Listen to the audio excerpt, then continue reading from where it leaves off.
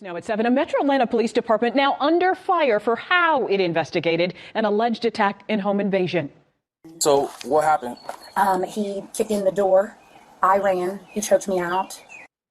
An Atlanta News First investigation uncovered evidence that that woman may have fabricated her story. So look, I don't say this enough on this channel, or maybe I say this too much on this channel, but I absolutely love the local news. I love absolutely everything about it. I love the fact that they have to give deference to clear and obvious liars in situations like this, because what the local news just told you is that a police department is a little bit under fire because they took the word of a woman who appears to have lied about her allegations against a man, which included that man kicking in a door in order to break into a specific property. And the reason why this is so hilarious is that the man in question, the accused, is in a wheelchair.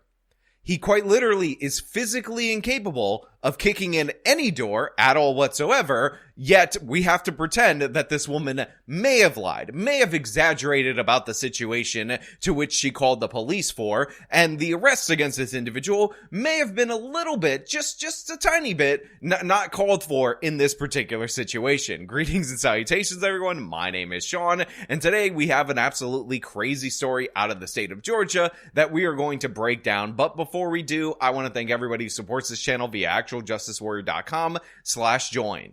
Give me the money. Give me the money.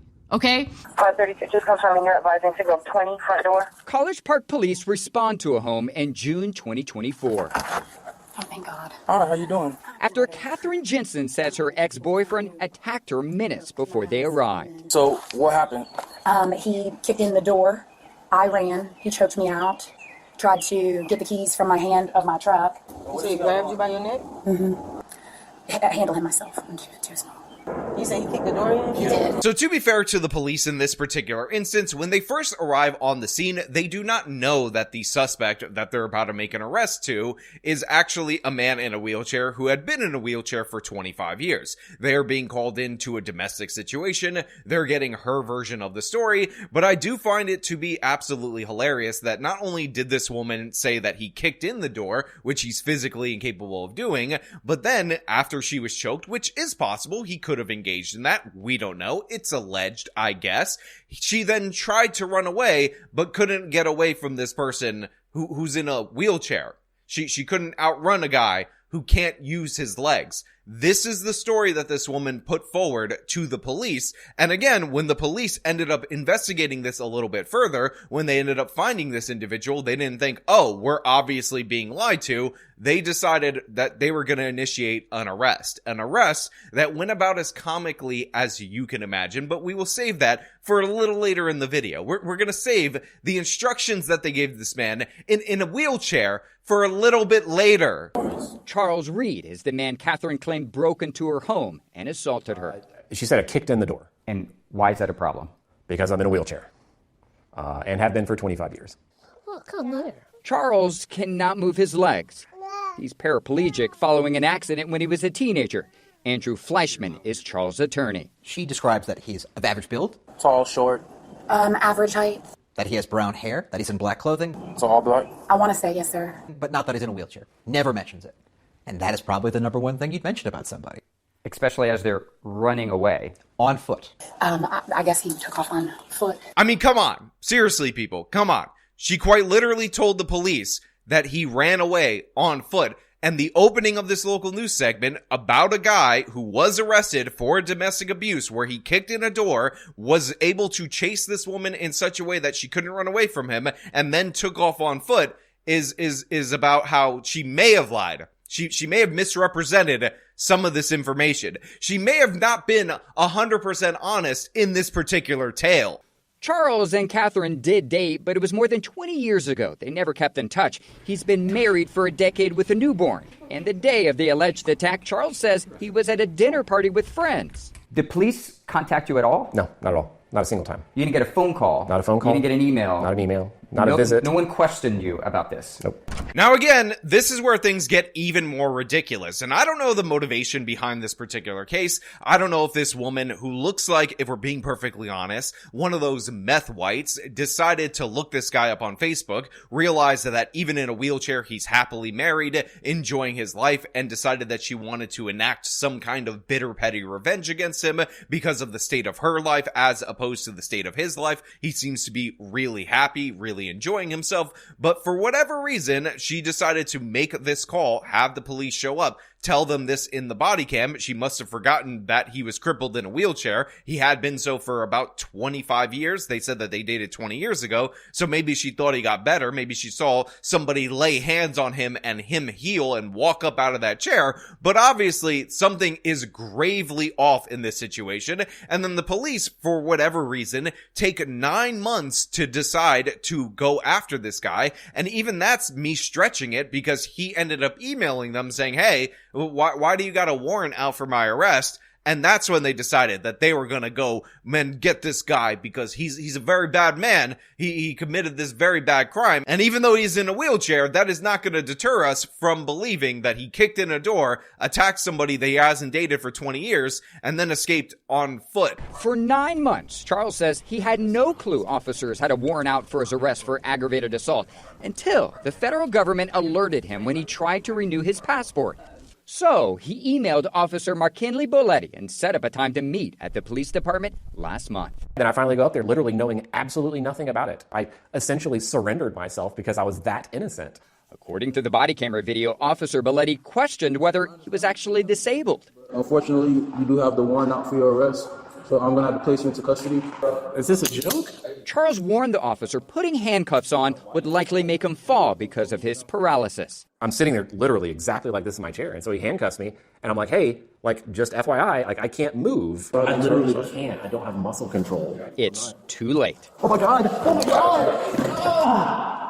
Now look, that fall, I'm gonna be perfectly honest with you, just as an observer, looks pretty funny. I'm not gonna lie to you guys, I did laugh a little bit when I saw it, but part of the reason why I still think it's funny is for a completely different reason, because this guy shows up in a wheelchair. He's been disabled for 25 years.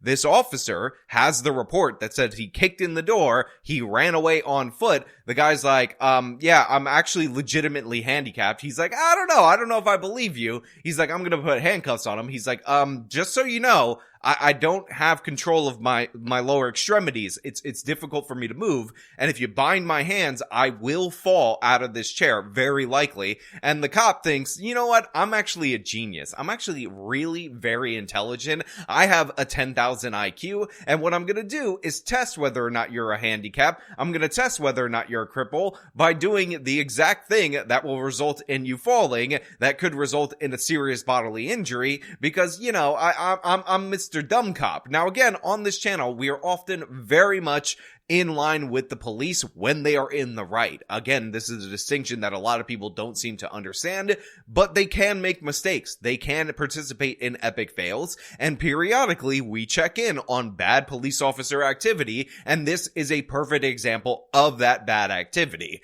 Who is this officer to look at this person who brought himself in 9 months later because he found out he had a warrant, comes in a wheelchair to say, you're not a cripple, you're not a handicap, you're a door kicker and I don't give a damn that you knew this woman 20 years ago and you could not have possibly escaped on foot. We are going to initiate the arrest right here. And again, comedy ensues.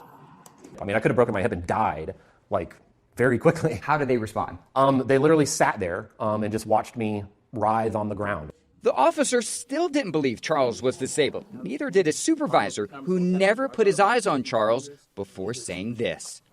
It's a ruse, man. So, I mean, it's an obvious attempt not to go to jail. So, a fellow officer disagreed. Might need to call the district attorney's office, because if the door was kicked in, He didn't kick it in. So right there you have the supervisor, and again, to be fair to the supervisor in this situation, there's a bunch of different people who fake injuries, who fake all these different things in order to avoid going to jail, so I understand the perspective that he has hearing about the situation. However, the grace that I give this particular supervisor immediately evaporates because he could just walk his ass out to the front of the police station, look at this individual, and make a better educated assumption based on this particular case.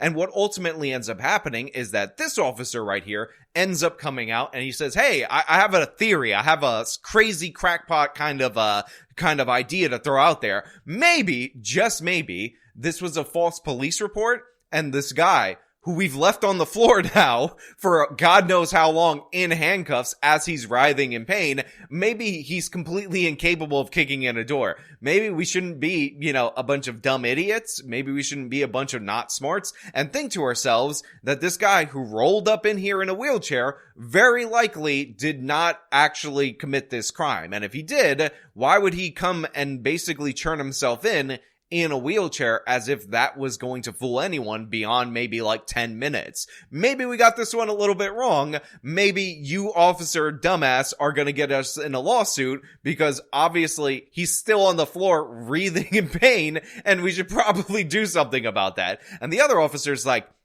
so you think that this woman did false allegations? False allegations and not facts. I mean, come on. Look, I honestly genuinely feel bad for this guy. He was falsely accused of a crime.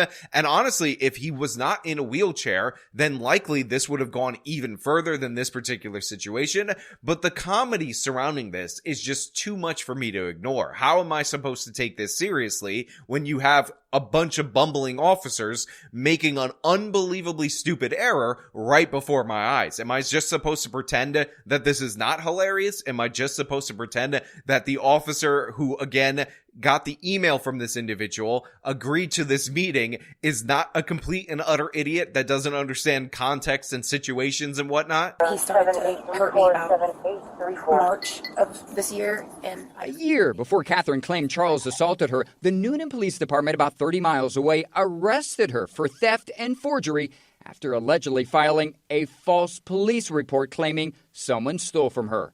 Fleischman says officers have access to a state database identifying prior arrests, but Officer Belletti never mentions Catherine's arrest record in the incident report. I've never seen a case where somebody was so clearly innocent and it would take so little work to establish it, and nobody was willing to do the work. Now look, I can only speculate on why Officer Belletti decided not to run this woman's record, this clearly and obviously methed out white person's record, to find out that she had a history of making false police reports.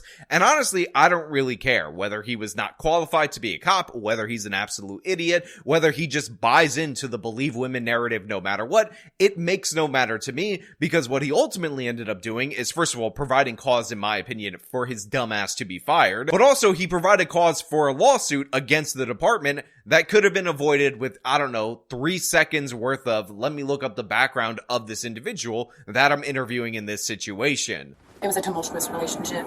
According to this email obtained by Charles' attorney, Catherine wrote to a College Park police detective this week asking to change her statement, writing, "My mental state and physical trauma in that moment worked to confuse me. Please contact me at your convenience so I can edit the information in the report and clear the name of an innocent man." So even this lady who has a bunch of issues, even this lady who has been arrested and charged with filing a false police report in the past, which I guess they cover under forgery statutes in the state of Georgia, ended up contacting this officer to edit her statement to say, hey, this guy's an innocent guy, leave him alone, don't hurt this individual, no big deal, can we just kind of wash our hands of it, even though I think the damage is done, and obviously there should be consequences, not just for the department, but for this person who alleged that her door was kicked in, and the man chased her and she wasn't able to run away from him, and then he escaped on foot. That is multiple layers of idiocy in this particular police report when the suspect is somebody that is in a wheelchair, when the suspect is somebody with a documented medical condition that dates back 25 years that shows he don't walk very good, and in fact, he don't walk at all. How's this impacted you? Well, I haven't been able to leave my house in a meaningful way in 2 or 3 months, just out of fear that I'll be picked up for an arrest warrant. Has the police department apologized? Not a single bit. Haven't heard a word from them. In fact, we've been trying to get into communication with them repeatedly, both me and my lawyer. Because ultimately, that's all we're asking for, just to be adults. Take responsibility when you make a mistake and try to fix it. Now look, should the police apologize? Should the officer in question apologize? Yes, absolutely, 100%. That being said, we understand that there is a looming threat of well-deserved litigation against this department, so you can understand why they're a little bit hesitant to apologize. But honestly, I think Detective Dumbass still thinks that this guy might have kicked down a door and he might have been faking this incident that happened 25 years ago that put him in a wheelchair just so he could kick down the door of one of these meth-looking whites in order to punish her for daring to leave him 20 plus years ago, even though who the hell knows what happened in that relationship, and the guy's been happily married for 10 years. Again, ridiculous from top to bottom, absolute bumbling idiocy from the police department. Not only the officer that placed him in handcuffs and then left him on the ground, but also the supervisor who decided to assess that he was faking it without even looking at him. And again, credit to the one officer who was like, you know, this maybe, just maybe, is a false police report. But again, all your thoughts I gotta know down in the comments below related to this case. Will you take a stand for this individual? Yes, that is a wheelchair joke. I apologize for that. I'm a bad person, guys. Just forgive me. I'm on the guy's side. Let me have my jokes. But anyway, if you like this video, then show them by leaving a like, subscribe for more content, follow me on my social media, support me via the support links in the description of this video. This has been me talking about the absolute madness that is going on in this Georgia town. Till next time.